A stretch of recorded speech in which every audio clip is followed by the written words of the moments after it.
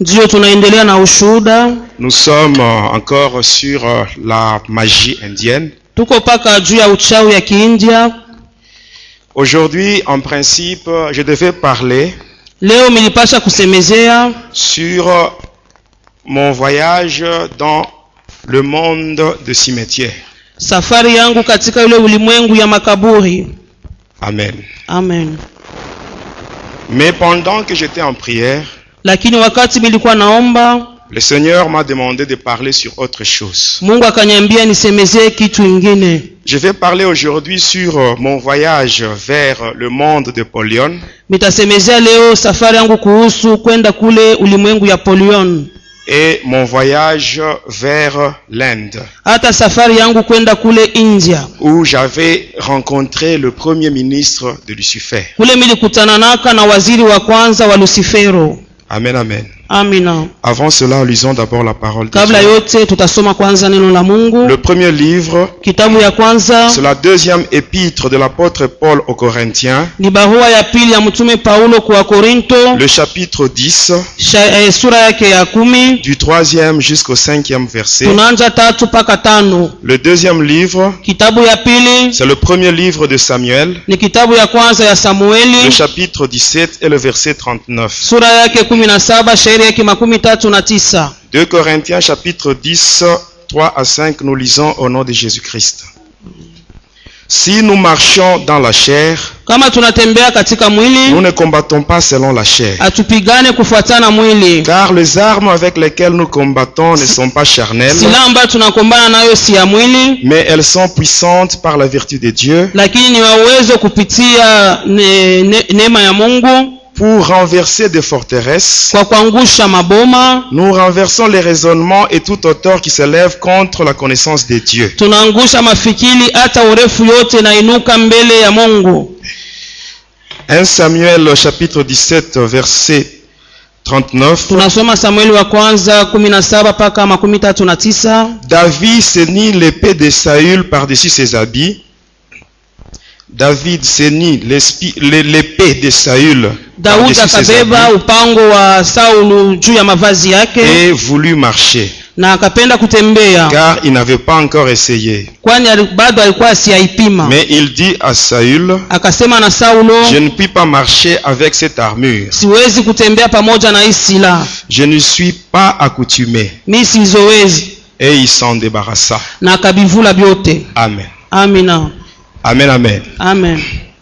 Le Seigneur m'a demandé de parler sur autre chose. Mungu aliniomba nisemezee vitu vingine par rapport à ce que j'avais prévu pour la journée d'aujourd'hui. Kulingana na ile mimi nilitayarisha njoo ya siku kuu ya leo. C'est toujours dans la magie indienne. Ni paka katika uchawi ya Kiindia. J'aimerais vous dire une chose, mes bien-aimés. Ninapenda kumwambia kitu moja wapendwa. Sachez que le monde entier mujua kusema ulimwengu yote mzima est sous la domination de Lucifer. Iko natawaliwa na huyu shetani. Lucifer nous avait dit, huyu Lucifer alituambiaka quand nous étions encore ses agents, wakati tulikuwa watu wake, il nous avait dit que il n'y a que le chrétien qui échappe à son contrôle. Asema ni paka Wakristo weko na kuepa kuongozaji wake. Et ce gens-là, ils représentent seulement 25% de l'humanité. Asema wale watu wa Kristo wanakuwa tu 25% ya dunia yote mzima. Il nous avait dit que 75% c'est pour lui. Anasema 75% inabaki ni yake yeye shetani. Il n'y a que 25% qui appartient au roi de chrétiens. Lakini paka 25% inakuwa ya mfalme wa Wakristo. Comprenez bien.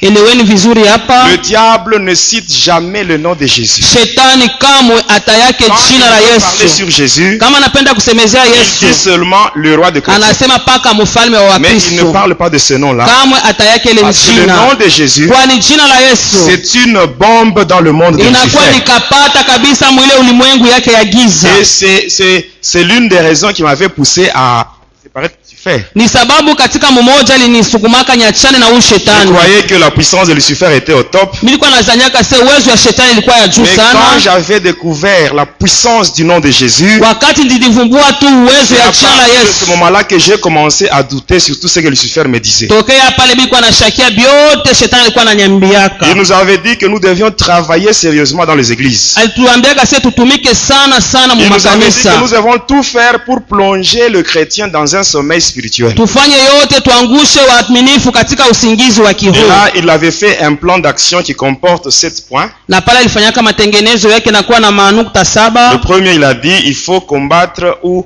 nier la manifestation du Saint-Esprit. Anasema kuombanishe sana au mkane kabisa kuonekana kwa Roho Deuxièmement, il a dit Mtakatifu. que nous devons tout faire pour renforcer le pouvoir du mal. Tufanye yote tuweke uwezo wa bubaya bwingie mkanisa. Et après cela, que nous devons tout faire pour introduire dans le monde l'homosexualité sur le plan vertical et horizontal. Asema tufanye yote mudunia tuingishe kupatana kuoana kwa banaume na banaume.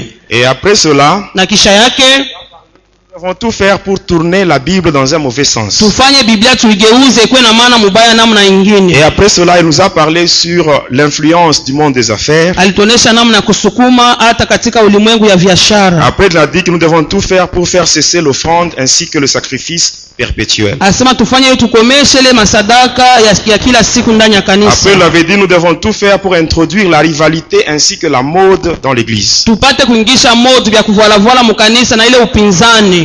Amen. Amina. Je vois que la semaine prochaine, nous aurons le temps de parler sur ça. Juma kesho tutasemezea hivi vitu vyote. Amen. Amina.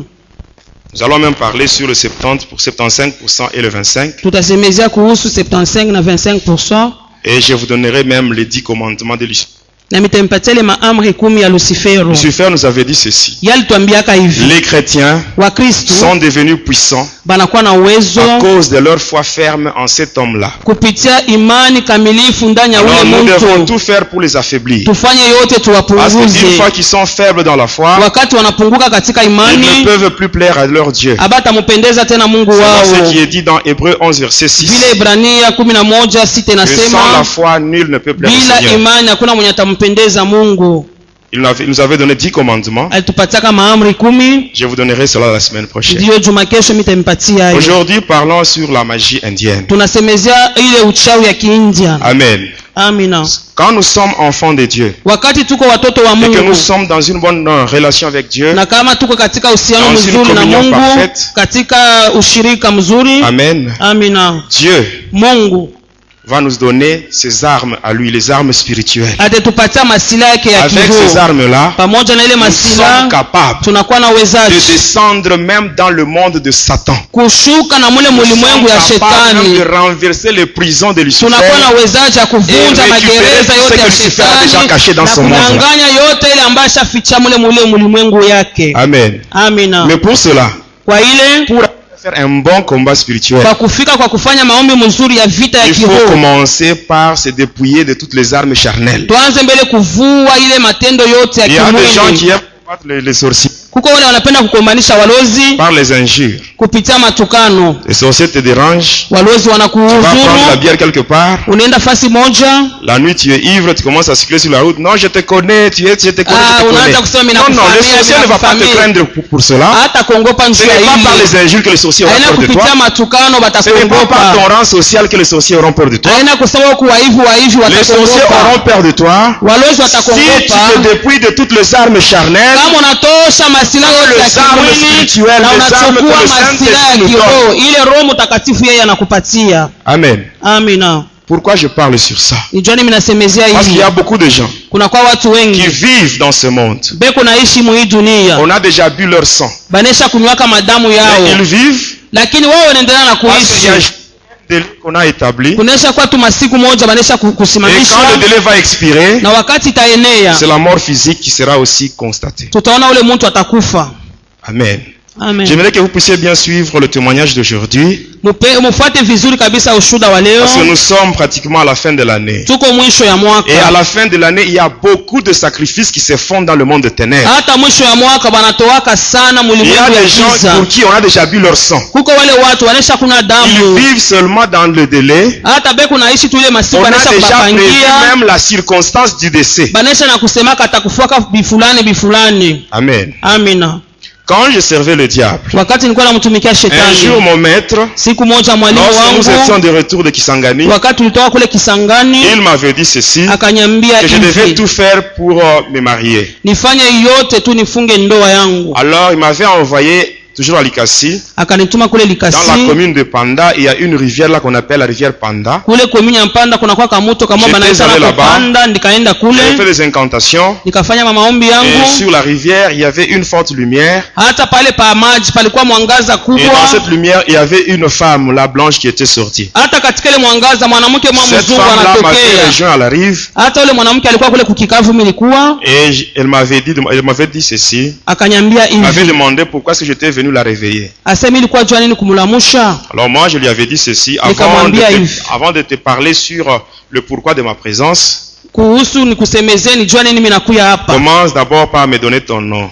Unipatie kwanza jina Elle m'avait lako. dit que son nom c'était Hélène.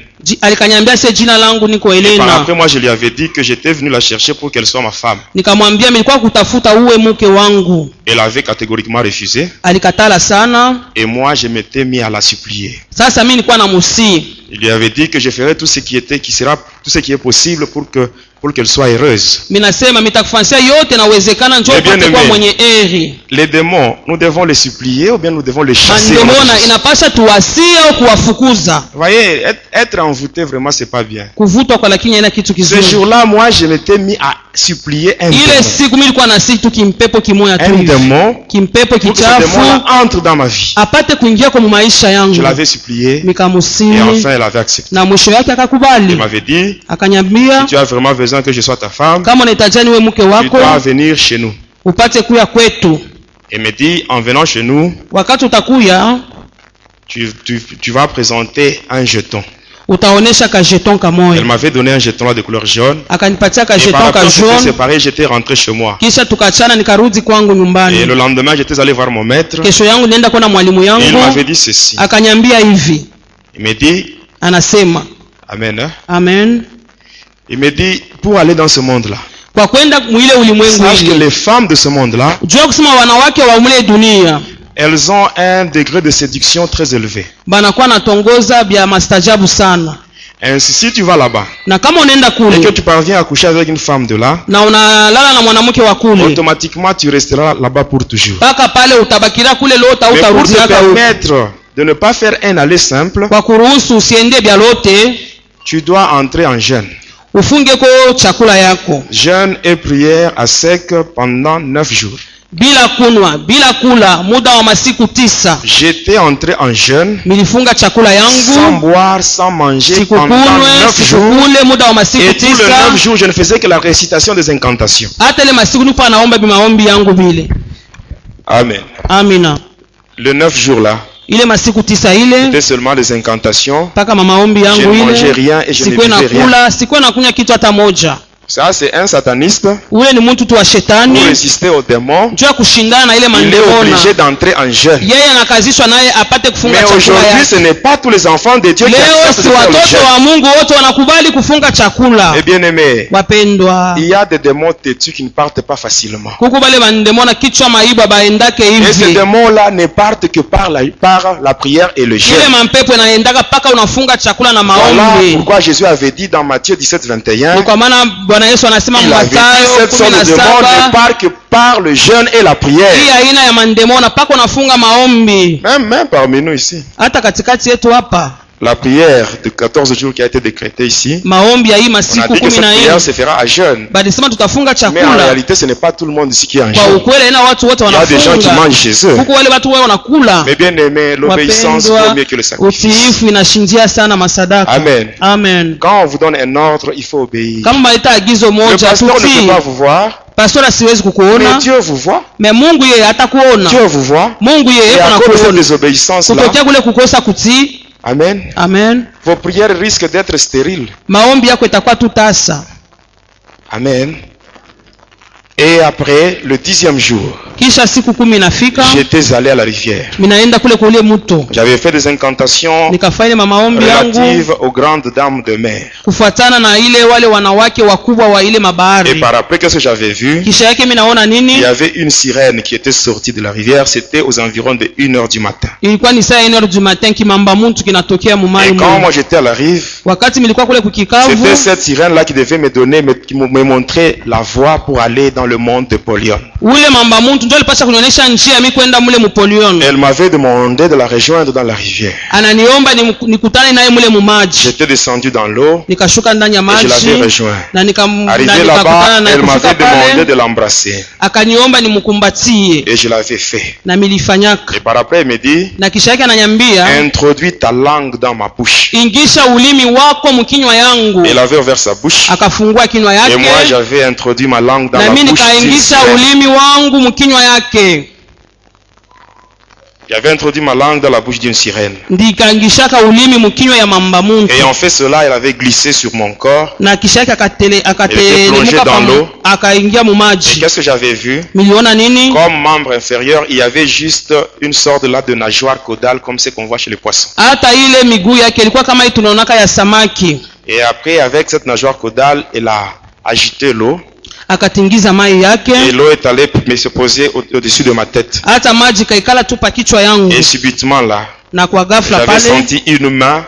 Cette main commençait à me tirer par le pied. Et là, je descendais maintenant en profondeur. Quand j'étais maintenant au fond de l'eau, ce n'était pas sur le plan spirituel, c'était sur le plan physique avec le corps péché même aujourd'hui.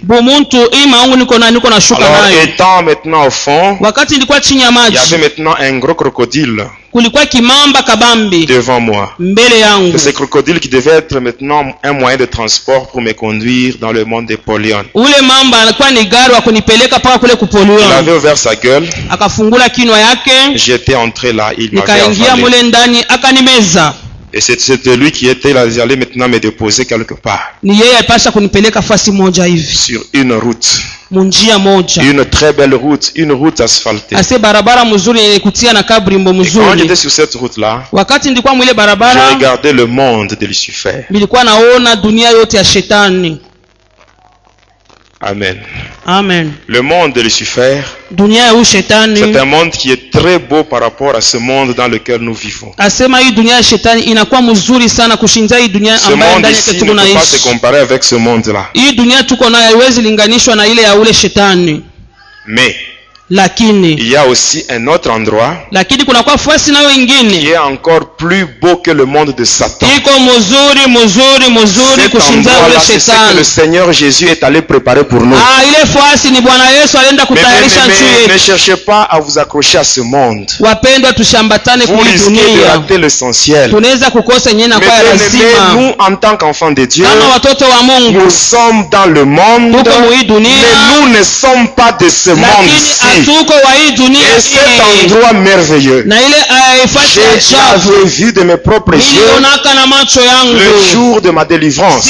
Quand le Seigneur Jésus m'avait tiré du monde astral, il m'avait conduit à cet endroit et j'avais vu ça. Et je me dis, pendant que je suis sur cette terre, je ferai tout ce qui est possible pour ne pas rater cet endroit-là.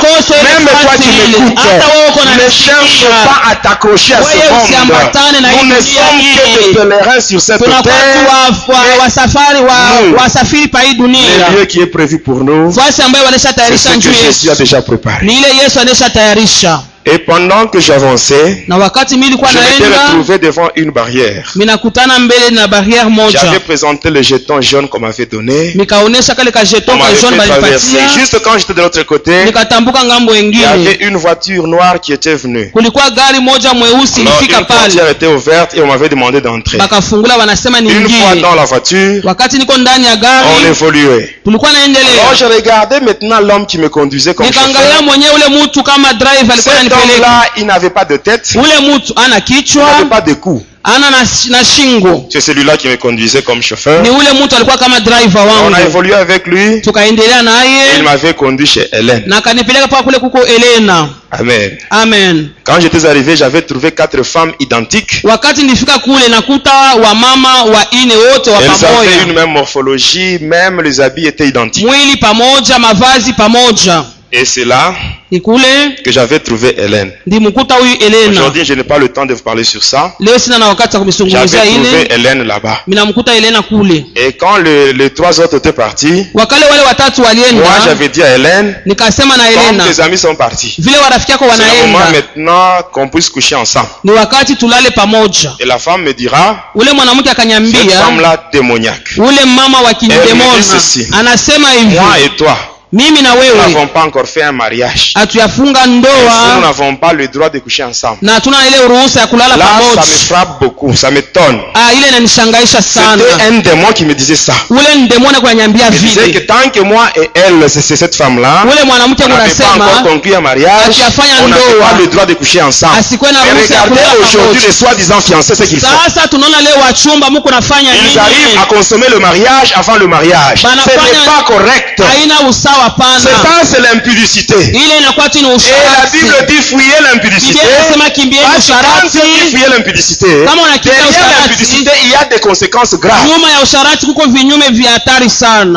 Quand vous regardez sur mon bras, à ce niveau, il y a une cicatrice là. La cicatrice qui est là. Ce n'est pas un être humain qui m'avait fait ça. C'est Lucifer lui-même. Il m'avait fait ça. Mon sang était tombé dans une calice. Lorsque la calice était pleine, Lucifer avait bu mon sang à ma présence. Il m'avait donné 406 démons qui devaient être à mon service. Amen.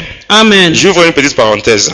Moi, j'avais 406 démons qui étaient à mon service. Mais toi, peut-être, je ne sais pas s'il y a par exemple 4 démons qui te dérangent. Moi,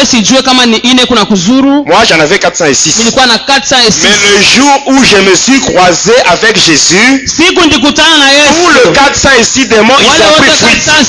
Ils ont pris fuite.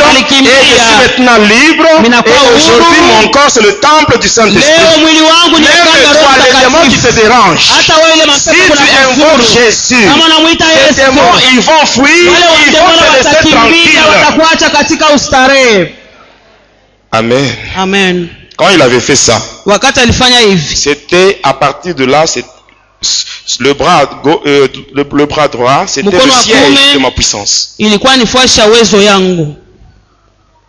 Alors, à partir de cette marque, c'était le pouvoir de l'incarnation. Je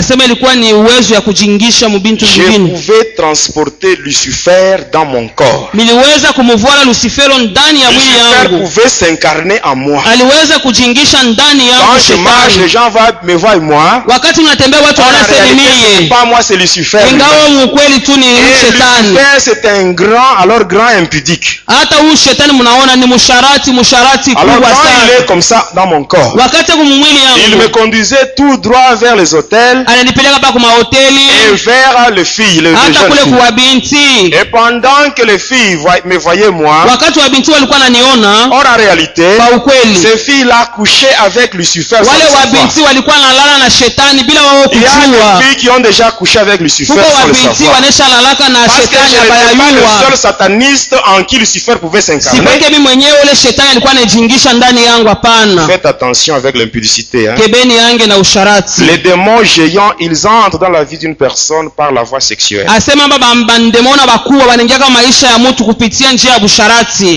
Quand j'avais pris cette femme-là, j'étais rentré. Et par après, elle aussi m'avait rendu visite. Elle venait me rendre visite chaque semaine, donc tous les jours père de la semaine. Elle m'avait même donné des interdits. Parmi ces interdits-là, il y en avait un qui disait ceci: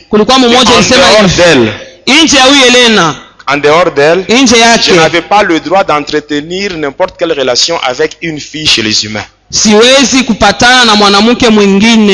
un jour au deuil, je m'étais croisé avec une fille qui était ma copine avant que je sois avec Hélène. Et toujours là, au deuil, la nuit, j'avais passé nuit avec cette fille-là. Et quand j'étais rentré à la maison, wakati nirudi kunyumba, la fille que j'avais laissée au deuil, ule mwanamke mimi niliacha kukilio, je l'avais trouvée dans ma chambre. nilimkuta kwa mchumba yangu.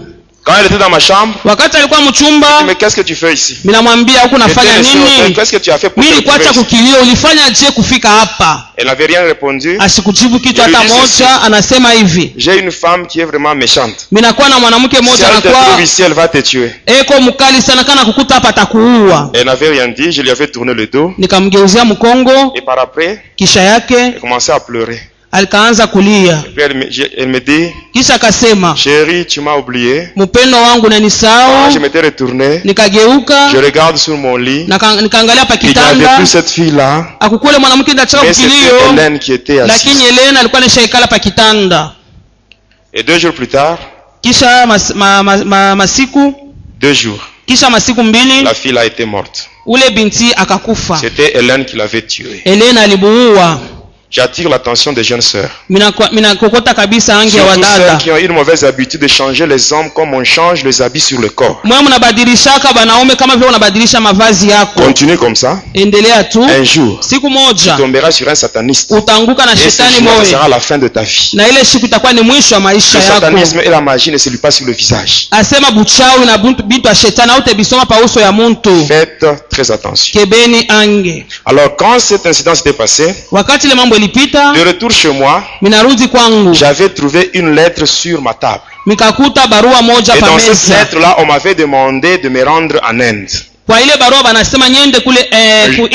J'étais allé voir mon maître. Je lui avais expliqué ce qui m'était arrivé. Il me répond en disant, moi en tant que ton maître, je n'ai rien à faire pour toi. Tu iras seulement en Inde et là tu seras puni. Si tu sors vivant, c'est bien.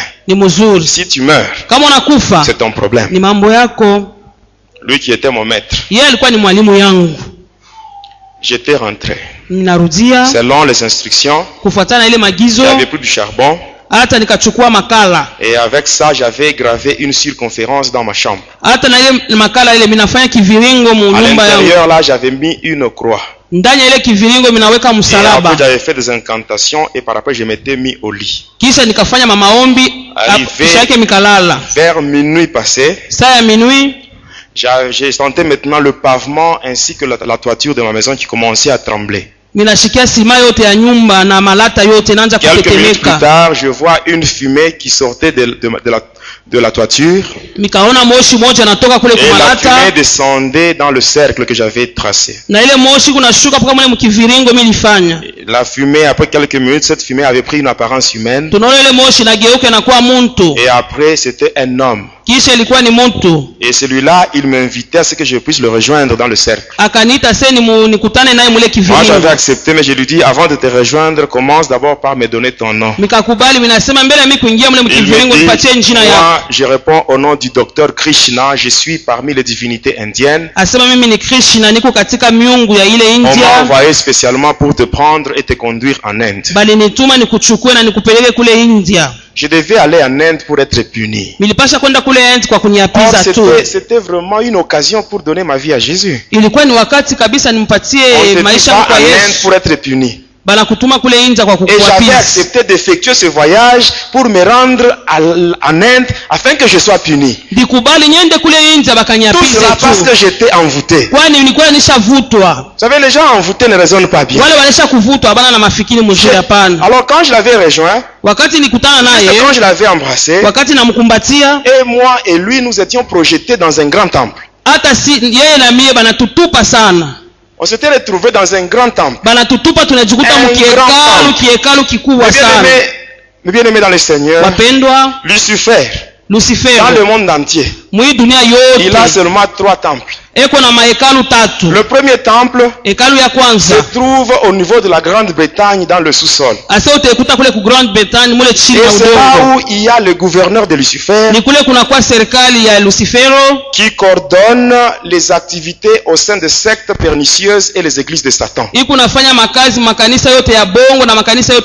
c'est là où se trouve la commission de censure pour faire passer les brochures ainsi que le livre diabolique. Réveillez-vous, tour de garde, parole parlée, ma Bible Tob, Bible de Jérusalem, ma Bible Verbum XXLK1, ainsi que la Bible de témoins de Jéhovah où il y a la mention les Saintes Écritures, traduction du Monde Nouveau.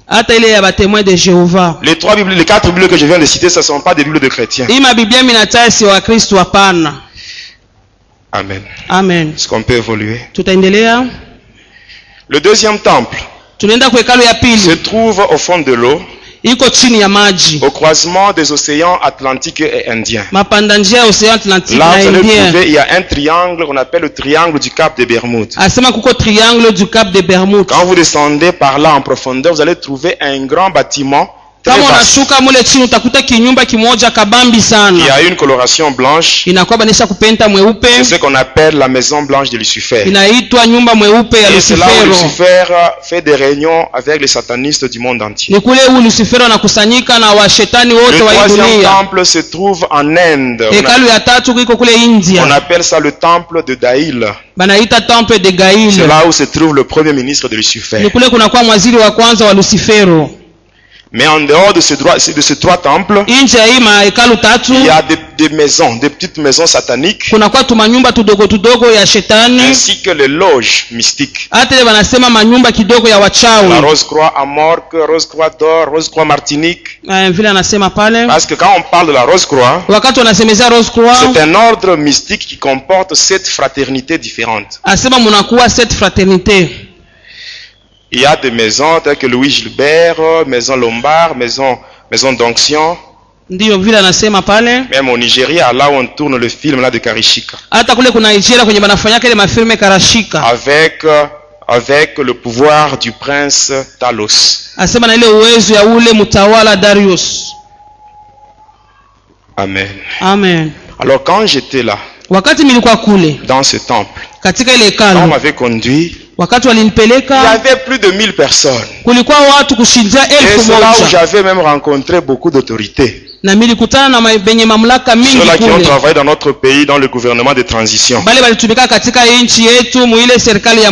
Les gens qui ont travaillé avec Mobutu. Ici je vois une parenthèse. Au moment où nous parlons, Mobutu se trouve dans le monde astral enchaîné. Lui qui a travaillé pour le diable, mais en fin de compte, il est là avec des gens. Je parlerai sur l'organisation du monde de Satan. C'est à ce moment-là que vous saurez ce qui se passe de l'autre côté. Alors quand on m'avait conduit là-bas, on m'avait jeté dans un trou. Ce trou-là avait une profondeur de 200 mètres. Alors quand j'étais tombé là au fond, il y avait une obscurité totale. Et dans ce trou, il y avait les reptiles. Il y avait des serpents, des scorpions.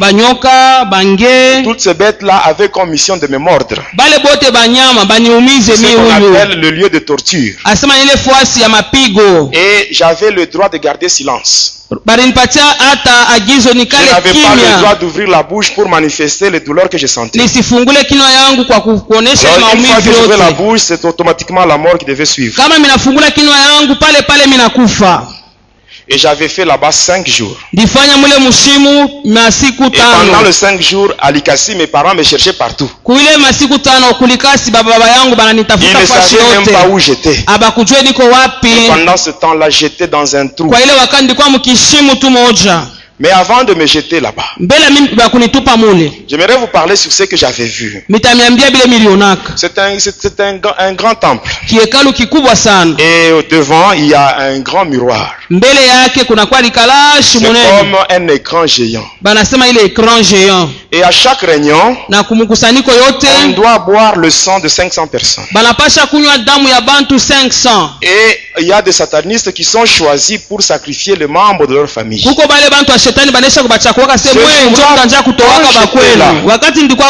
Qu'est-ce qui s'était passé? Il y avait un papa que je connais bien. Même aujourd'hui, il est à Likasi sur l'avenue Rwanda. Il était du nombre de ceux-là qui devaient sacrifier le membre de leur famille. Arrivé à son tour, il avait donné le nom de son neveu. Il n'avait pas donné des ongles, la salive ou les cheveux. Il avait juste donné le nom. Et là, il y avait des servantes qui avaient un vase là en or. Et elles avaient placé ce vase au bord inférieur du miroir. Il y en a d'autres qui avaient comme mission d'appeler le nom de ces neveux-là. Et il y en avait un qui avait une épée en or. Et nous étions là. Il y avait beaucoup de gens. Et qu'est-ce qui s'était passé? On a commencé à appeler. Ils ont appelé. Et quelques temps après, le neveu en question, qui portait ce nom-là, il avait fait son apparition sur le miroir. Il était là torse nu. Alors on avait l'homme qui avait l'épée. Il avait pointé l'épée sur le miroir au niveau de la poitrine. Et l'épée elle-même commençait à entrer. Pendant que l'épée entrait, à cet endroit-là, il y avait le sang qui sortait. Et le sang tombait dans le vase. Et maintenant, quand le corps était vidé de tout son sang, l'image avait disparu, mais le sang était resté dans le vase. On a placé ça dans des petites coupes. Et les servantes ont commencé maintenant à distribuer ça. Et on avait bu. Et après, qu'est-ce qui s'était passé? On avait constitué maintenant un dossier. On commence d'abord par écrire le nom. Et puis on dit ceci, il mourra de quelle façon?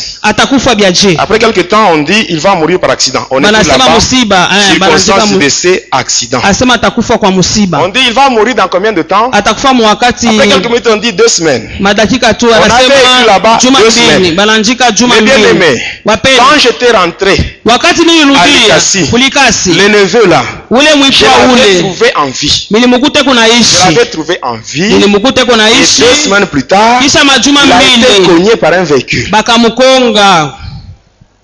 ne sais pas si vous comprenez ce que je veux dire. Je vous ai dit au début, il y a des gens pour qui on a déjà bu le sang, ils vivent seulement dans le délai. Quand le délai va expirer, c'est la mort qui va se concrétiser, suivant même la circonstance que les satanistes ont prévue. Amen. Un autre jour, j'étais à Likasi. Il y avait un ami à moi. Il était catcheur. Il s'était rendu en Mbujimayi. Alors quand il était de retour, il avait des fétiches. Alors il voulait maintenant se mesurer à moi. Il m'avait rejoint dans le terrain de l'école laïque. Alors il voulait faire des démonstrations. Quand il avait regardé, il avait dit ceci. Ce que tu veux faire là, ça c'est pour les petits enfants. Va t'amuser avec les gens de ton niveau. Et je te dis ceci. Lorsque tu entreras chez toi, tu verras tous tes fétiches brûlés. Il avait nié. On s'était séparés. Il était allé chez lui. Et le soir, vers 18h, il était venu chez moi en pleurant. Il me dit effectivement, ce que tu m'as dit. Quand j'étais de retour chez moi, j'ai trouvé que tous mes fétiches étaient brûlés. Et il pleurait. Et j'étais allé avec lui chez lui. Arrivé chez lui, j'avais fait des incantations. Et on avait renouvelé ce qui était détruit. Et quand j'avais fait ça, il était maintenant curieux. Il me dit, je reconnais que tu es puissant. Et j'ai besoin d'être comme toi. Il dit, ah bon? Comme tu as besoin d'être comme moi, commence d'abord par manger un bébé. Lorsque tu mangeras un bébé, là je t'amènerai avec moi. J'ai toujours l'habitude d'aller. Alors il a cherché, il n'a pas trouvé. Un jour il était venu me voir. Il me dit que j'ai une fille. Une fille là qui est enceinte. Elle cherche à avorter. Parce que le garçon qui l'avait engrossé, kwani mwenye alimpatia kile il mimba avait pris fuite. akakimbiaka. Alors elle cherchait à avorter. Alipenda kutosha. Moi je demande le nombre de mois qu'avait la grossesse. Minasema ni ya miezi ngapi? Il dit 6 mois. Asema ya miezi 6. 6 mois déjà il y a un fœtus. Minasema 6 mois ni mtoto. On peut utiliser ce fœtus là pour le manger. Unaweza kuikuria. Et après on ira ensemble. Kisha tutaenda pamoja. Et on avait invité la fille là chez mon ami. Tukaalika ule binti kule kwa rafiki yangu. Demandé de se déshabiller. Nikasema tosha mangua yote. Après je l'avais soumise à un sommeil magnétique qu'on appelle l'hypnose. Et par après, j'avais invoqué un démon qu'on appelle maître mort cadavre vivant. Et à partir de là, j'avais pratiqué une intervention chirurgicale sur le corps de la fille sans bistouri. J'avais enlevé le fœtus. Et là j'avais invoqué un autre démon, le docteur Lang qui est le chirurgien de l'au-delà. Et j'avais remis tout en ordre. J'avais levé la fille. Elle était rentrée chez elle sans grossesse. Mais à partir de cette cérémonie-là, même sa fécondité était sacrifiée. J'avais donné ça à Lucifer. Elle est rentrée chez elle sans grossesse, mais stérile. On est resté. J'ai pris le couteau. Et j'avais découpé le corps là du fœtus. Et j'ai dit à mon ami, il avait hésité. Moi je lui ai dit, mais c'est toi qui as besoin d'être comme moi. Si réellement tu as besoin d'être comme moi, mange rapidement. Il avait mangé. Et quand il a terminé, je devais maintenant l'inviter chez moi. Quand nous étions chez moi à la maison, qu'est-ce qui était passé? J'avais invoqué Krishna. Ayant déjà tracé le cercle et après, Krishna était venu. Et après nous étions tous trois projetés. Nous étions partis en Inde physiquement. Arrivé là-bas, comme mon ami c'était un nouveau, c'était moi qu'on avait remercié en disant que je venais d'amener un nouveau membre. Mais on dit à mon ami, comme tu viens d'adhérer à notre groupe, tu dois d'abord nous donner un être cher dans ta vie. Après quelques minutes, on lui pose la question. Il dit, je donne mon père. Et on lui demande pourquoi ton père. Il dit parce que dans la famille c'est bien lui qui a déjà vécu pendant beaucoup de temps. Et après, comme d'habitude, il a donné le nom de son papa. Ceux-là qui étaient chargés d'appeler, ils ont commencé à appeler. Ils ont appelé ce papa, mais le miroir était tel qu'il était. Ils ont appelé, ils ont tellement appelé, ils étaient même fatigués. Mais le miroir était resté intact. Alors on se demande, pourquoi ça? Pourquoi? On pose la question à mon ami. On lui dit, mais ton papa, il est membre d'une société secrète? Est-ce qu'il est membre d'une maison mystique? Non. Mon père ne connaît rien de la sorcellerie. Il ne connaît même pas la magie. Alors il est qui? Il dit mon père, c'est juste un ancien de l'église. On dit un ancien de l'église. Donc c'est un chrétien. Alors lorsque nous étions là, quand on dit qu'on a affaire à un chrétien, là on devait tout faire. Parce que si un sataniste parvient à capturer un chrétien, Lucifer lui donne beaucoup d'argent. Pour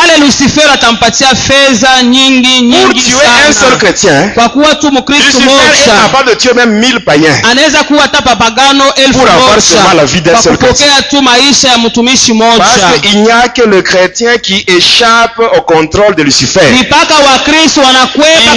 que le chrétien qui déstabilise les œuvres de Lucifer.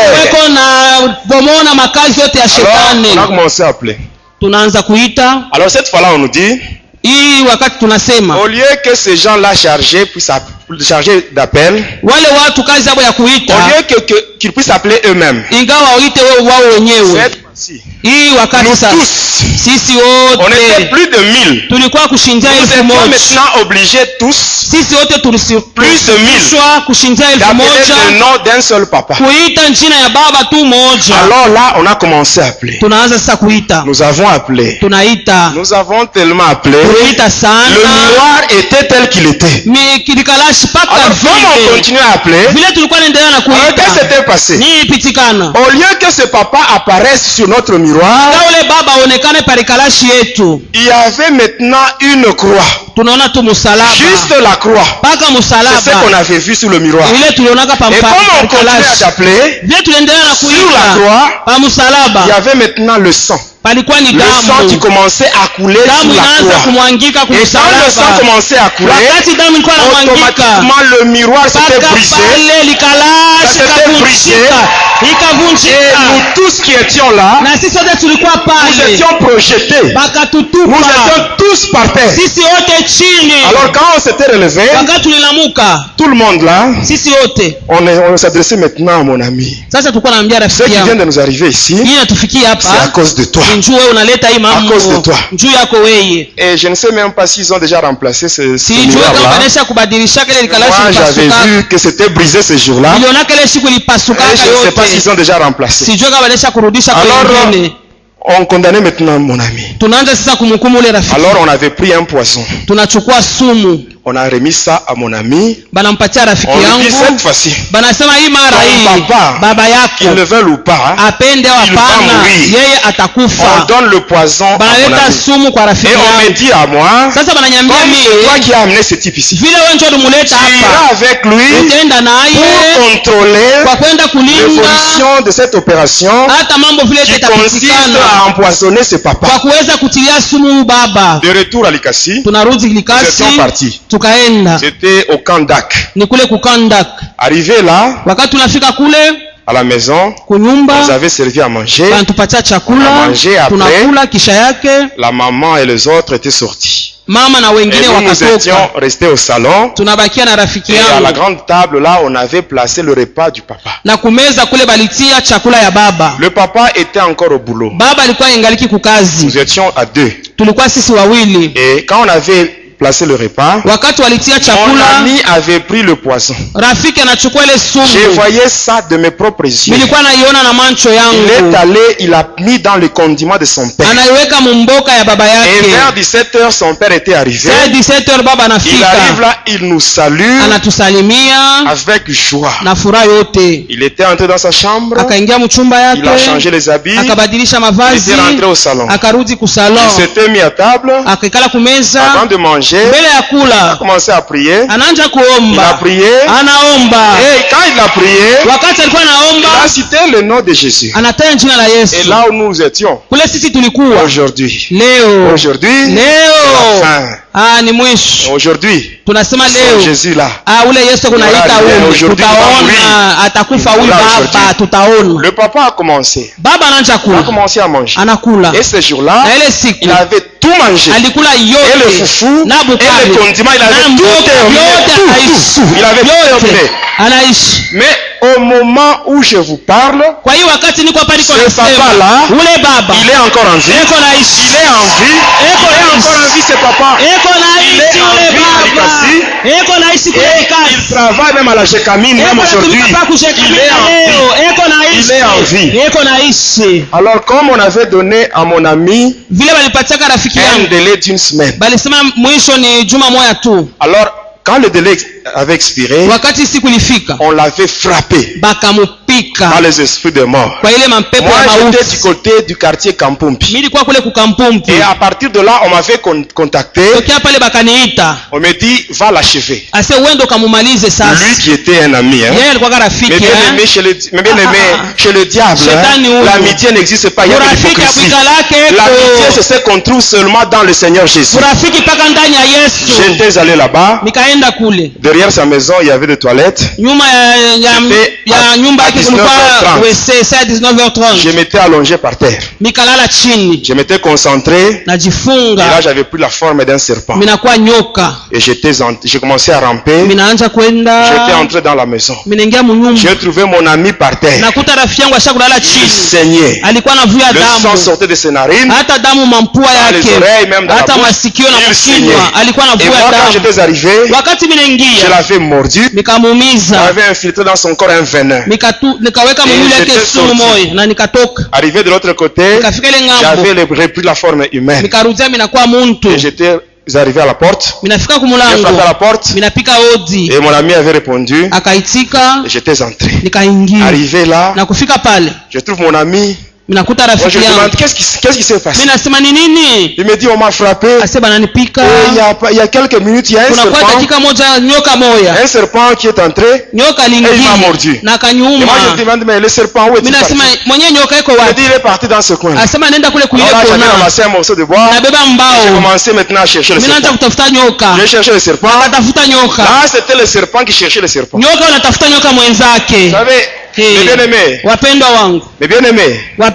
Amen, amen. Amen. Vous savez, les sorciers, les magiciens, quand il y a un problème, ce sont eux le premier qui vous diront allons voir le tel fétichiste. C'est eux-mêmes qui sont auteurs de ce qui est. Amen, amen. Amen. Amen. Amen. La Bible dit, Biblia vous inasema savez, quand on boit le sang, wakati unakunywa damu on bloque l'âme dans le monde de ténèbres. banafunga nafsi katika ile ulimwengu ya Mais giza. la Bible nous dit, Lakini Biblia si inatuambia nous marchons kama dans la chair, tunatembea nous ne mumwili combattons pas selon la chair. atupombane Mais kufuatana na les armes mwili, avec lesquelles nous lakini combattons, masilaha ambayo ce sont tunapambana des armes nayo spirituelles. ni masilaha ya Des armes kiroho, spirituelles. ni masilaha ya kiroho. Ces armes-là, Ile elles masilaha sont puissantes par la inakuwa ya vertu de Dieu. uwezo kupitia Avec ces Mungu, armes, na ile nous masilaha sommes capables tunakuwa na de uwezaji descendre même dans le monde de Satan et de renverser les prisons, et de récupérer les âmes, même si on a déjà vu ton sang, mais l'Éternel n'a pas encore expiré, tu es capable de descendre là-bas et de récupérer les âmes, même si c'est le sang de ton mari, même si c'est le sang de tes enfants, même si c'est le sang de ta femme, même si on a des abus, avec le sang de Dieu, nous sommes capables de descendre dans le monde de Satan pour renverser les forteresses et récupérer. Ne t'en fais pas. Même si on a déjà vu ton sang, même si on a déjà vu ton sang, le sang qu'ils ont bu, c'est le sang de la malédiction. Ils ont bu le sang des échecs. Ils ont bu le sang de célibat. Ils ont bu le sang des échecs. Ils ont bu le sang du chômage. Mais aujourd'hui, dans ton corps, ça sera le sang de Jésus. Le sang de Jésus. Le sang de Jésus. Le sang de la victoire. Le sang de la victoire. Le sang de la réussite. C'est ce qui est dans ton corps. Le sang de Jésus. Si on cherche à te tuer, si on cherche à te tuer, Jésus lui-même, il va te justifier avec son sang. Il va te justifier.